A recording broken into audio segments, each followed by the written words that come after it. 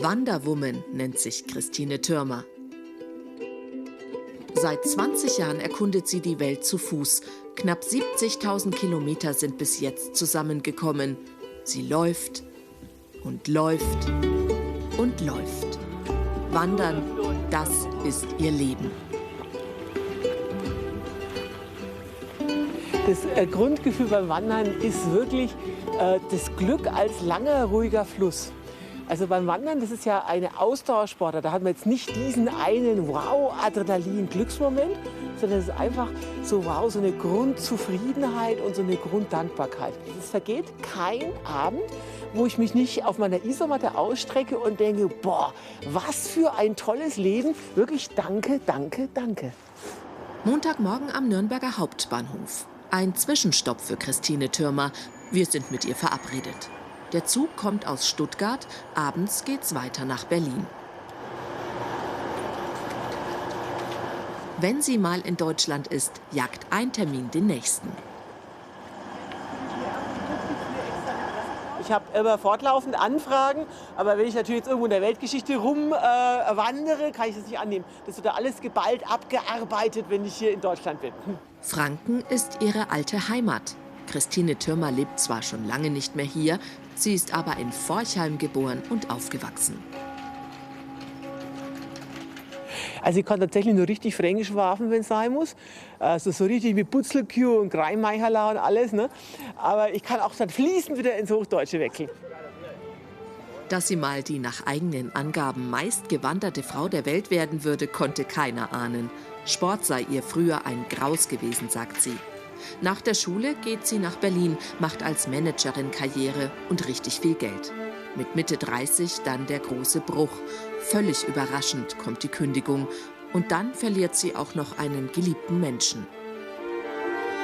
Ein guter Freund von mir hat einen Schlaganfall erlitten, hat ihn zwar überlebt, aber mit irreparablen Hirnschäden auf dem geistigen Niveau eines 3- oder 4-Jährigen. So, und der konnte nicht mehr laufen, der konnte nicht mehr sprechen, nicht mehr schlucken. Und da ist mir ja klar geworden, du musst dir deine Träume jetzt erfüllen. Seitdem ist Christine Thürmer als Langstreckenwanderin unterwegs. 30 bis 40 Kilometer läuft sie am Tag, 6 Monate am Stück, von April bis September, immer allein. Ihr Zuhause ist das Zelt. Was sie erlebt, teilt sie auf Social Media. Ich hasse es. Außerdem schreibt sie Bücher, macht Podcasts und Bühnenshows. Die Fans lieben ihre Offenheit, ihre praktischen Tipps und ihren Humor. Beim Packen guckt man sich jeden Gegenstand an und stellt sich die alles entscheidende Frage, nämlich, gibt es ohne dieses Ding unterwegs ein lebensbedrohliches Problem? Lautet die Antwort nein, bleibt es zu Hause. So, und ganz einfach, ohne Unterhose stirbt man nicht, bleibt also zu Hause. Es ist das Einfache, das glücklich macht, sagt Christine Thürmer. Auf vieles muss sie in der Wildnis verzichten. Mensch, Genuss ist natürlich auch nicht schlecht. Auf Kuchen zum Beispiel. Das wird schwierig. Ja, also ich würde das Stück Sachertorte mit echter Sahne nehmen. Sehr gerne. Und da muss man nicht an der Sahne sparen. Also, Entschuldigung. Ein Stück Sachertorte mit ordentlich Schlagsahne, purer Luxus.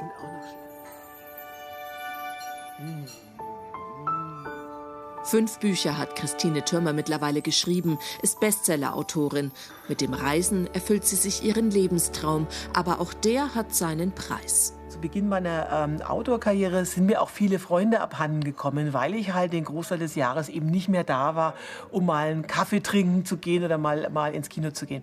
Der Rest hat aber sehr schnell gemerkt, aha, wenn es Probleme gibt, mich kann man bereits morgens früh um 6 bei Sonnenaufgang anrufen und stundenlang zutexten, weil ich habe nicht nur Zeit, sondern auch intellektuelle Kapazität, um mich mit Liebeskummer und Jobproblemen auseinanderzusetzen.